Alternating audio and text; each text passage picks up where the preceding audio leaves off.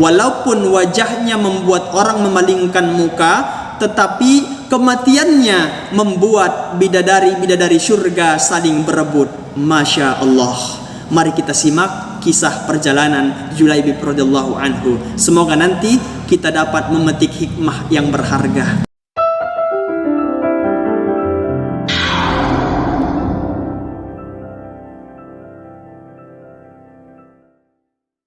Assalamualaikum warahmatullahi wabarakatuh.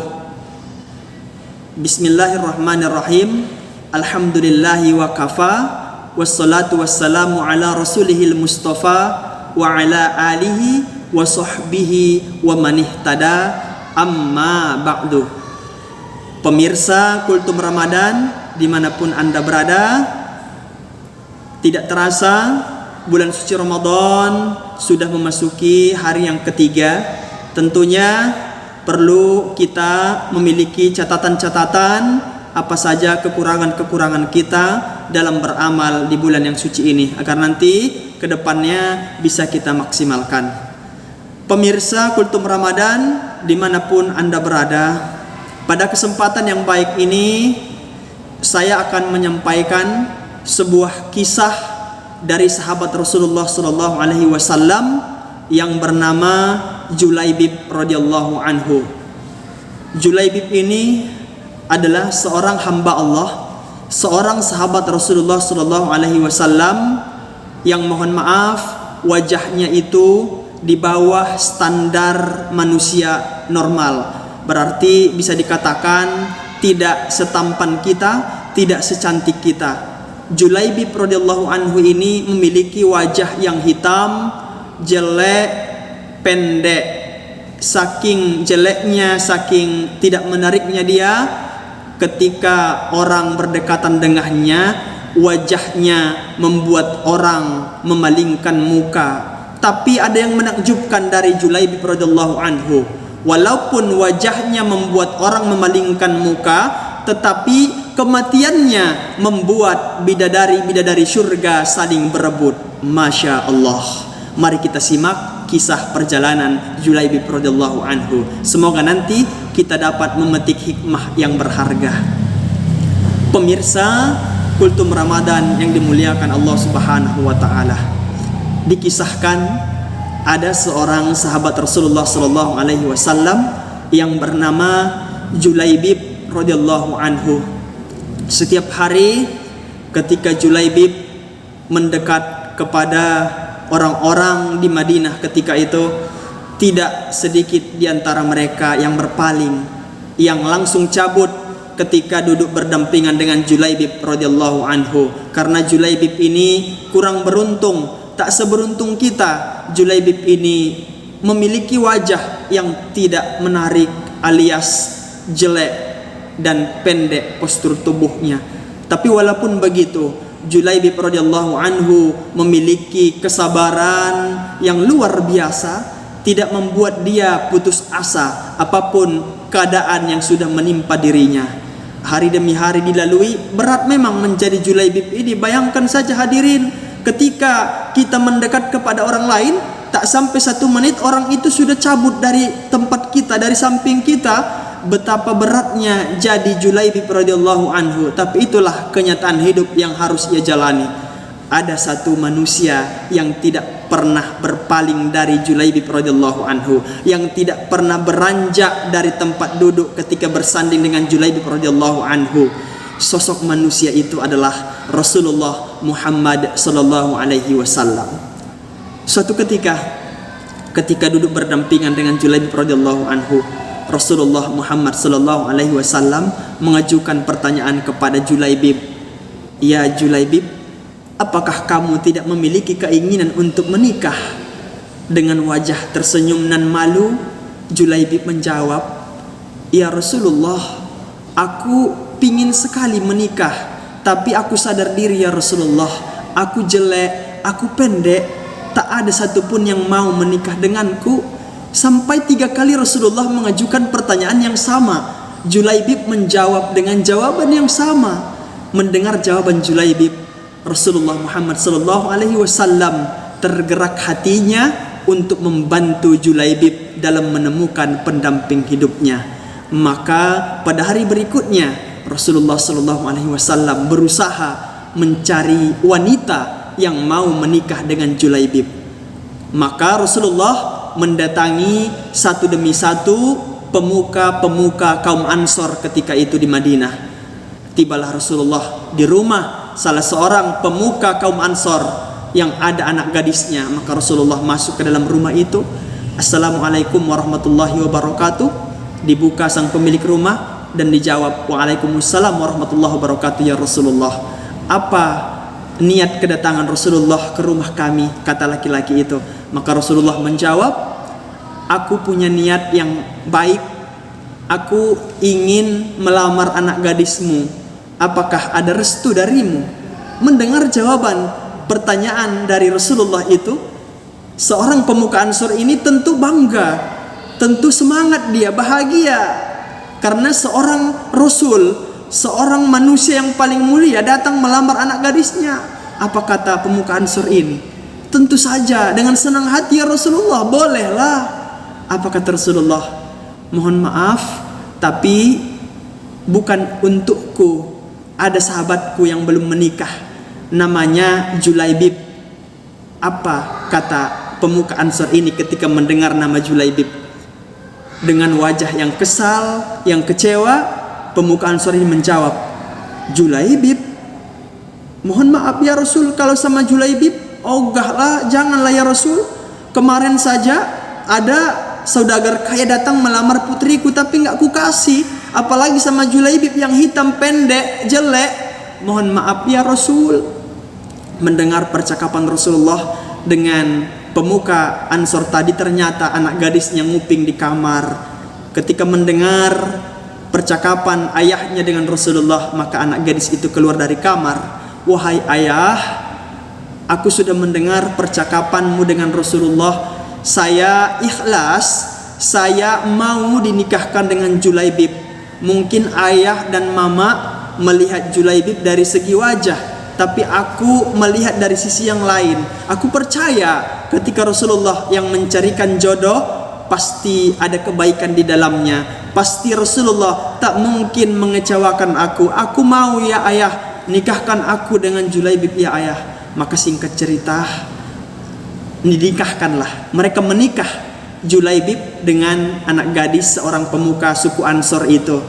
Seperti kita pada umumnya pesta, ada walimatul urush, ada makan-makan segala macam. Di hari pertama itu selesailah prosesi akad nikah, semua pestanya selesai.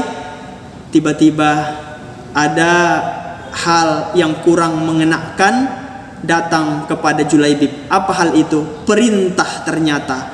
Datang sabda Rasulullah, perintah untuk berperang melawan orang kafir. Melalui sabda Rasulullah dengan kalimat, Ya khailallah irkab, wahai tentara Allah, bergegaslah kalian untuk menunggangi kuda agar kita memberantas kaum kafir Quraisy yang sudah mereka menghadang jalan kita. Apa yang dilakukan oleh Julaibib radhiyallahu anhu? Bayangkan hadirin, masih dalam suasana pengantin baru, sudah dihadapkan dengan dua pilihan yang berat, memilih kamar pengantin atau memilih panggilan Allah untuk berjihad melawan orang kafir. Apa yang harus dipilih oleh Julaibib? Ternyata Julaibib memilih panggilan Allah. Julaibib dengan ikhlas meninggalkan kamar pengantinnya, padahal belum sempat melakukan malam pertama. Bayangkan hadirin, begitu nikmat ditinggalkan demi panggilan Allah. Itulah mulianya hati Julaibib radhiyallahu anhu. Julaibib meninggalkan kamar pengantinnya, langsung mematuhi perintah Allah untuk ikut berperang melawan orang kafir. Maka Julaibib mengambil pedangnya sambil menunggangi kudanya, memacu kudanya.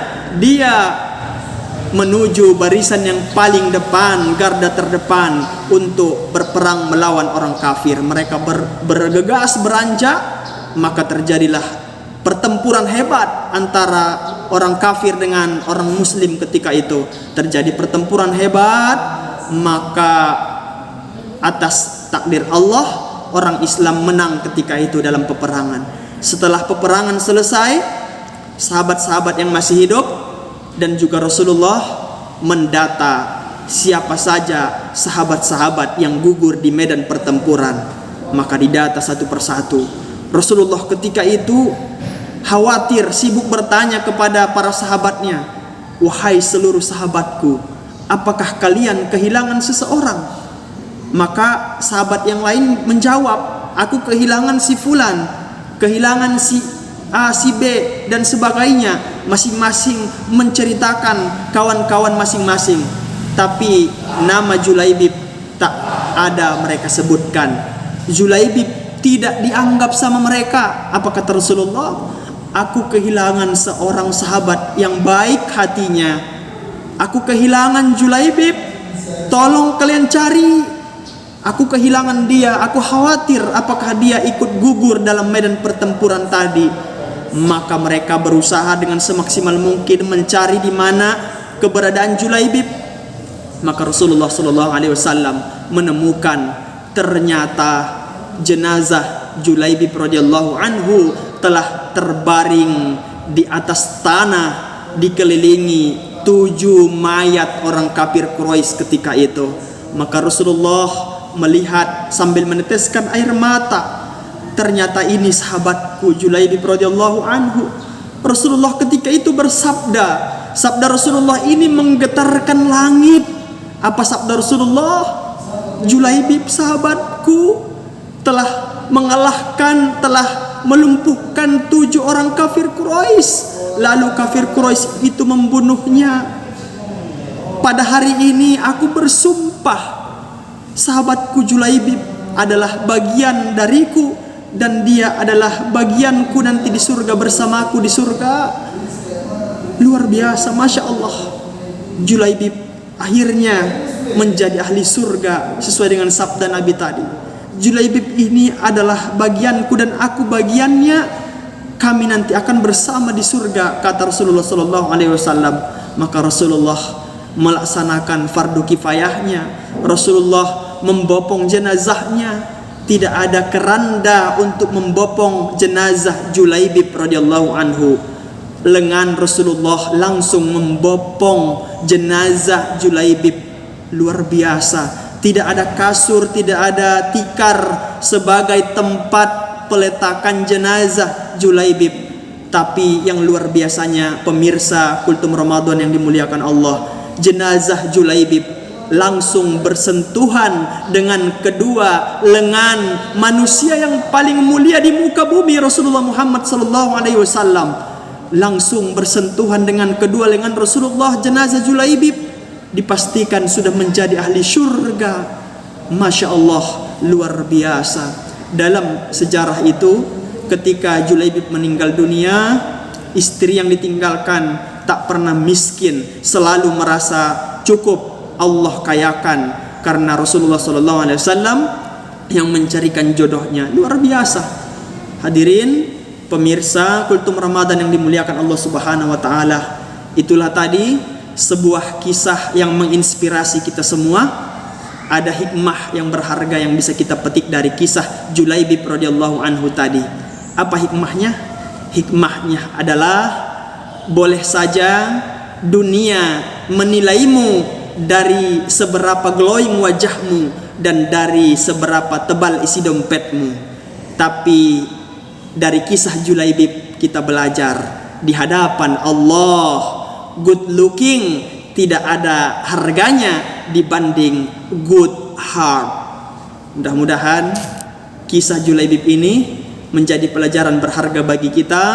Jangan sampai kita memvonis orang dari luarnya. Jangan sampai kita menilai orang dari penilaiannya, dari wajah ataupun dari kekayaan.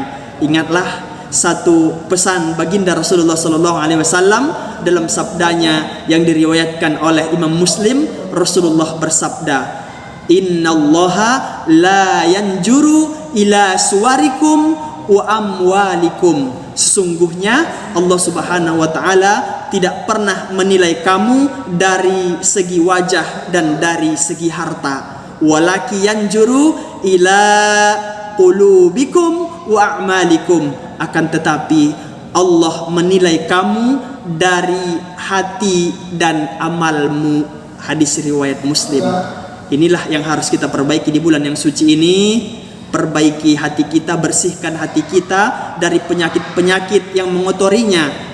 Bersihkan hati kita dari sifat iri hati, dari sifat dengki, dari sifat sombong, dari sifat ujub, dan dari sifat ria, serta dari sifat-sifat lain yang dapat merusakkan amal ibadah kita. Kemudian perbanyak amal kita dan niatnya ikhlas karena mengharap ridha Allah Subhanahu wa taala, karena hati dan amal merupakan penilaian Allah kepada seluruh manusia yang hidup di atas permukaan bumi Allah ini.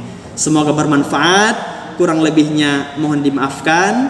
Akhirul kalam, billahi taufiq wal hidayah war ridha wal inayah. Assalamualaikum warahmatullahi wabarakatuh.